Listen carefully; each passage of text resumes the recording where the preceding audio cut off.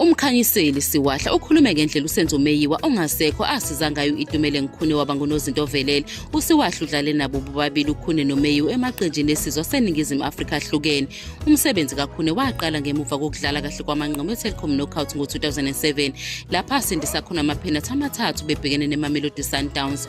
Ubuye waduma ngokuvimba i-penalty kaDavid Villa ku-2009 FIFA Confederations Cup. USiwahla uchaza isikhathi sakhe noMeyiwa noKhune ngokuthi sikhethekile. Wathi babe nobudlelwano obuqinile bebancane. Ukholelwa ukuthi ubuntu bukaMeyiwa kanye nomqhudelwano wabo ubungane kusiza uKhune ukuthi athuthuke.